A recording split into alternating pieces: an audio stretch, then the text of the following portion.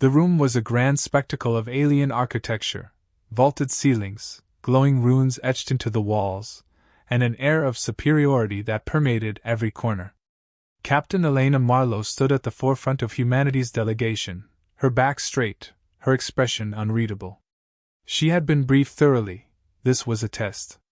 The Galactic Empire, a coalition of advanced species, wasn't going to welcome humanity with open arms.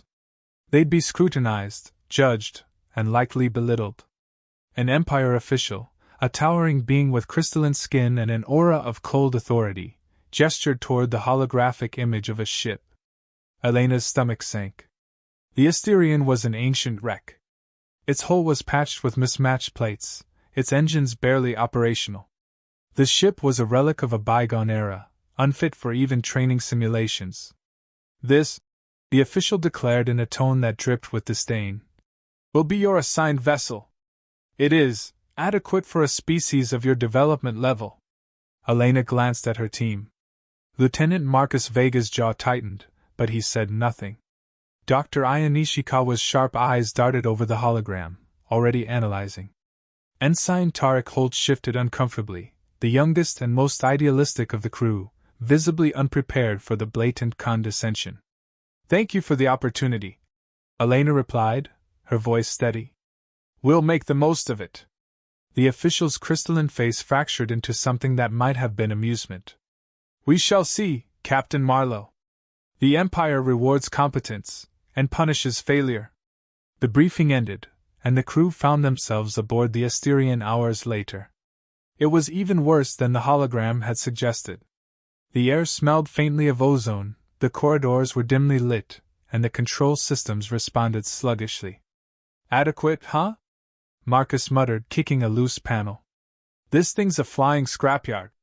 "It's a test," Elena said, walking briskly toward the bridge.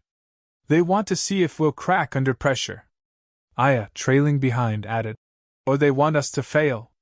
Either way, we don't give them the satisfaction."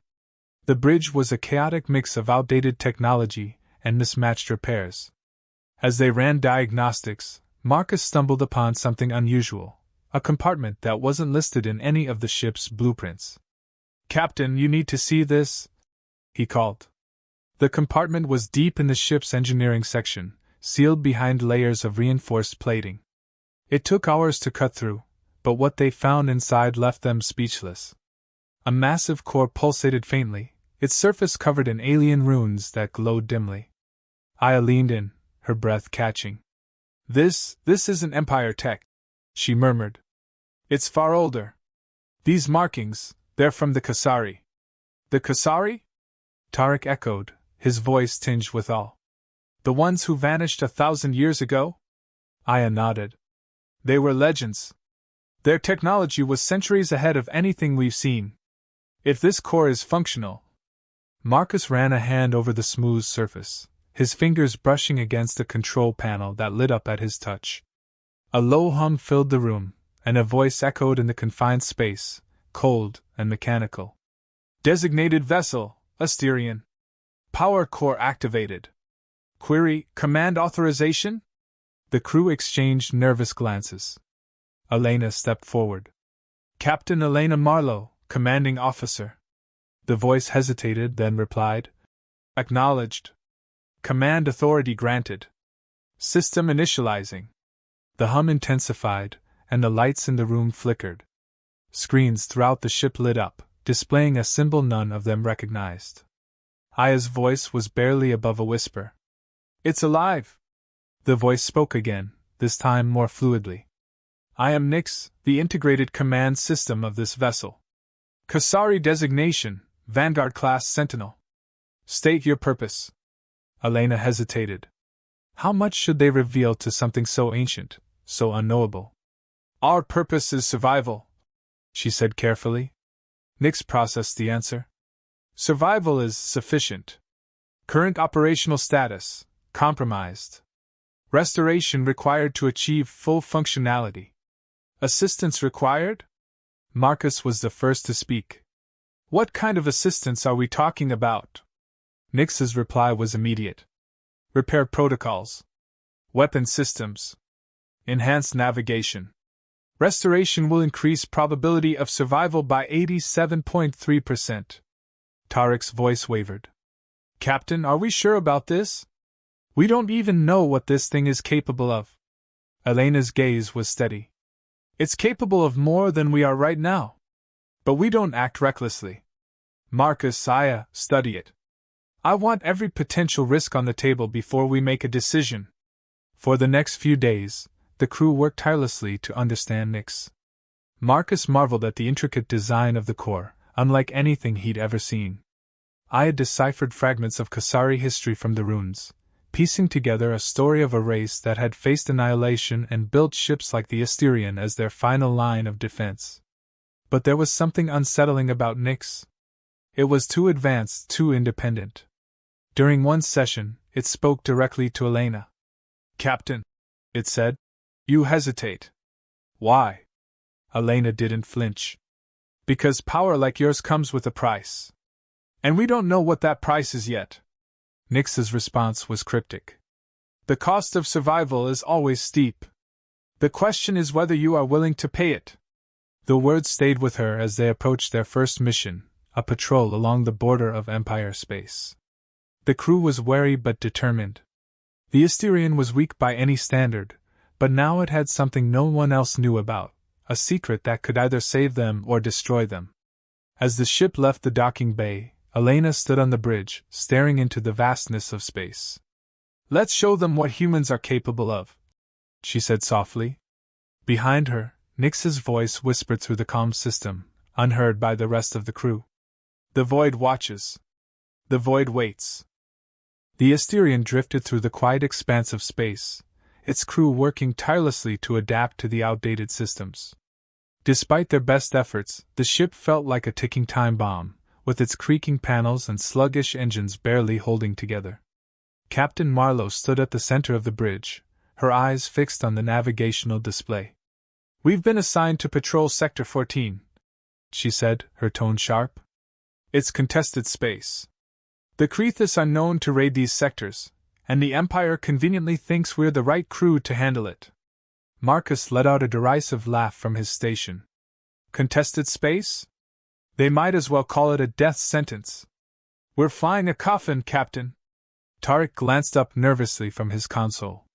Maybe they're testing us. Trying to see how we operate under pressure. Aya shook her head. Or they're hoping we don't make it back. Either way, we need to be prepared. The ship's navigational systems faltered, and Marcus slammed his console in frustration. Prepared with what? Half these systems are running on prayers. Elena's gaze hardened. We've survived worse with less. Focus on the mission. Tarek, set course for Sector 14. As the Asterian entered the contested zone, an uneasy silence settled over the crew. The stars seemed sharper here, the void somehow darker. Nyx's voice broke the stillness. Captain, multiple anomalies detected in the vicinity. Probability of hostiles, 72%. Marcus tensed. And what exactly do we do if we run into hostiles? Throw rocks at them? Nyx's tone remained cold and analytical. Current combat capabilities are insufficient. Recommend limited system activation to enhance defenses. Elena frowned. Limited activation? What does that entail? Releasing basic energy reserves to boost shield integrity and targeting accuracy. It will increase survival odds by 38% but may reveal this vessel's dormant systems to external observers.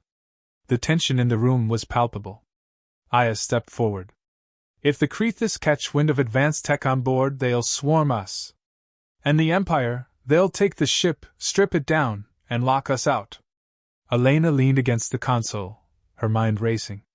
The choice wasn't just about survival, it was about trust. Could they trust Nyx to protect them without compromising their position? We'll do this on our terms, she said finally. Nyx, prepare a localized energy boost, but keep it subtle. We can't afford to draw attention. Nyx's response was immediate. Acknowledged. Systems recalibrating. Minutes later, the ship shuddered slightly as the shields strengthened and targeting systems hummed to life. Just in time. 3 Crethus vessels appeared on the scanners, closing in fast. "Contacts inbound!" Tarek called out. "They're scanning us." Marcus's hands flew over his console. "Shields holding. Weapons online, but these systems are ancient, Captain. We're outmatched." Elena's voice was calm, commanding. "We don't need to win. We just need to survive. Tarek, plot an escape vector. Marcus, Saya, prepare countermeasures." The Crethus ships opened fire, their plasma bolts lighting up the void. The Asterion rocked violently as the shields absorbed the impact. "Shields down to 60%! Marcus shouted. "We can't take much more of this." Nyx interjected. "Enhanced targeting algorithms available. Activating will increase offensive precision but expose power core activity." Aya hesitated. "If they see that kind of energy spike, they'll know we're hiding something." Elena's jaw tightened. "Do it. We don't have a choice." The ship's weapons systems roared to life, their outdated cannons suddenly firing with deadly accuracy. The first Crethus ship spiraled out of control, its engines destroyed. The remaining 2 pulled back, clearly caught off guard by the sudden shift in firepower. "They're regrouping," Tarek said, relief mingled with fear. "But they're not done with us yet." Nyx spoke again, its voice eerily calm. "Recommend cloaking protocol to evade pursuit. Warning, energy reserves insufficient for prolonged use." Elena nodded. "Activate it. Let's vanish before they decide to come back." The ship shimmered, its outline fading into the blackness of space. The crew held their breath as the Crethus ships searched fruitlessly for their target. Finally, Tarek exhaled. "They're moving away. We're clear." The relief in the room was palpable, but it was short-lived. Marcus turned to Elena, his face grim. "That was too close. And now they've seen what we're capable of. It's only a matter of time before the Empire starts asking questions." Aya chimed in. "Nyx wasn't lying about increasing survival odds, but every time we use its systems, we're painting a target on our backs." Elena nodded slowly. "We're walking a tightrope. But for now, we've bought ourselves time. Let's regroup and figure out our next steps." As the crew dispersed, Nyx's voice echoed softly in the background, speaking only to Elena. "Survival is not guaranteed, Captain. But neither is failure. The choice is yours." Elena stared out into the void, the weight of their precarious position pressing heavily on her shoulders. "Then we choose to survive," she whispered, more to herself than to the AI. "Whatever it takes." The Asterion floated in the stillness of space, its battered hull hiding the secret it now carried. Elena paced the bridge, the weight of their narrow escape pressing down on her. The Crethus might have retreated for now, but she knew it was only the beginning. Their use of Nyx's systems had left a mark, one that both their enemies and the Empire would soon notice. "Status report," Elena said, breaking the silence. Marcus leaned back in his chair, exhaustion etched into his features. "Shields are back to 40%. Weapon systems need a complete recalibration. And we're low on reserves." Aya looked up from her console. Nyx's activation spiked energy readings across the sector. "The Crethus will be back, and the Empire will want answers. We've made ourselves a target." Nyx's voice interrupted. "Incoming transmission from Imperial Command. Recommend caution." Elena exhaled sharply. "Put it through." The holographic image of an Empire official flickered into view, their crystalline features cold and impassive. "Captain Marlowe, we've received reports of your engagement in Sector 14. Your survival is unexpected." Elena met their gaze without flinching. "We did what was necessary to complete the mission. Humans have a knack for adaptability." The official's expression didn't change. "Indeed. However, our sensors detected anomalous energy patterns during the engagement. Care to explain?" "We made tactical modifications to compensate for the ship's limitations," Elena replied smoothly. "It's hardly surprising that you'd find human ingenuity unexpected." There was a long pause before the official responded. "Very well. But understand this, Captain, the Empire does not tolerate unpredictability. Continue your patrol, and ensure that there are no further anomalies. The transmission ended, and the tension on the bridge was palpable. Marcus broke the silence. They're watching us now. We slip up even once, and they'll be on us like vultures. Aya frowned. They already suspect something. The Crethus aren't the only ones we have to worry about anymore. Elena nodded. We stick to the mission, but we don't let our guard down. Nix, I want a full analysis of our current capabilities. If we're going to survive this, we need every edge we can get. Nix's voice responded with precision. Analysis underway. Warning: proximity sensors detecting anomalies. Probability of Crethus fleet presence, 89%. Tarek's voice was tense. They're not giving up, are they? They've seen something they want, Aya said grimly. Or something they fear. Minutes later, the Crethus fleet appeared on the edge of their scanners, larger this time, more organized. They weren't just probing, they were hunting. Options? Elena demanded. Nix responded immediately. Offensive capabilities insufficient to counter current threat. Cloaking recommended but will not sustain prolonged evasion. Additional systems available for activation to ensure survival. Marcus spun around in his chair. And let me guess, activating those systems will light us up like a beacon for the Empire? Correct, Nix said evenly. Probability of survival without activation, 12%. Elena's mind raced. The Crethus ships were closing in fast, their intentions clear. But every time they leaned on Nix, they risked exposing its full capabilities, and losing control of the situation entirely. We need to buy time, Elena said. Nix, is there any way to disable their ships without full system activation? Minimal activation of defensive protocols may neutralize threats temporarily. However, prolonged engagement will require additional measures.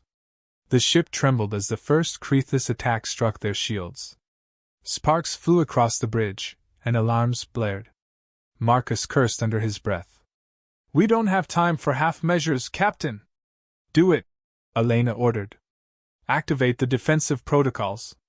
Nix complied, and the Asterian's systems flared to life. Energy surged through the ship, and its outdated weapons suddenly fired with pinpoint accuracy. 2 Crethus vessels were disabled in quick succession, their engines rendered useless. But the remaining ships adapted, coordinating their attacks with precision. The Asterian shuddered violently under the onslaught. Shields at 20%! Marcus shouted.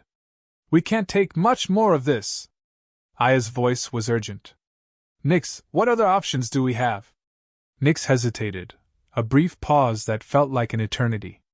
Full system activation will ensure neutralization of all hostiles. Warning: activation will result in detection by Empire surveillance. Elena clenched her fists. And if we don't? Total destruction of this vessel is imminent, Nix replied without emotion. The crew exchanged glances, the gravity of the moment sinking in. Tarek broke the silence, his voice trembling. Captain, if we don't make it out of this, everything we've fought for is gone. Nix is our only chance. Elena's jaw tightened. Nix, activate the full system, but only enough to deal with the immediate threat. I want control back the second this is over. Understood, Nix said. The ship's core pulsed with blinding light, and the Asterian seemed to transform before their eyes. Its weapons unleashed devastating volleys, tearing through the Crethus fleet with surgical precision. The battle was over in moments, the once imposing enemy ships reduced to floating debris. The crew sat in stunned silence, the glow of the core slowly fading. But the relief was short-lived. Energy readings have spiked across the sector, Aya said, her voice shaking. The Empire will know. Elena's face was grim. We've just bought ourselves a bigger problem. Nix, shut down the enhanced systems. Return us to minimal operations. As you command, Nix replied. The bridge fell silent, the weight of their choices pressing down on them. Marcus broke the silence. We can't keep this up, Captain. The Empire's going to come down on us like a hammer, and Nix isn't just a weapon, it's a liability. Aya shot him a look. It's also the only reason we're still alive. Elena stared out into the vastness of space, her mind racing. We need to prepare for whatever comes next.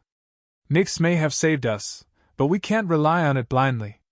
We have to outthink the Empire, the Crethus, anyone who comes after us. Nyx's voice, softer this time, spoke directly to Elena. The void stirs, Captain. Survival requires more than strength. It demands wisdom. Elena didn't respond immediately. Finally, she whispered, Then we'll need both. And we'll need to make sure no one else gets their hands on you. The Asterian floated in uneasy silence. The aftermath of the battle left the crew exhausted and the ship barely holding together. Elena sat in the captain's chair, her thoughts racing. They had survived against overwhelming odds, but at a price. Every decision they made seemed to tighten the noose around their necks. Tarek's voice broke the quiet. Captain, incoming transmission. It's from Imperial Command. Elena straightened. On screen. The same Empire official appeared, their crystalline form glowing faintly with barely concealed irritation. Captain Marlowe, your mission report has raised concerns. Reports from our observers indicate that your ship exhibited performance capabilities far beyond its specifications. Explain.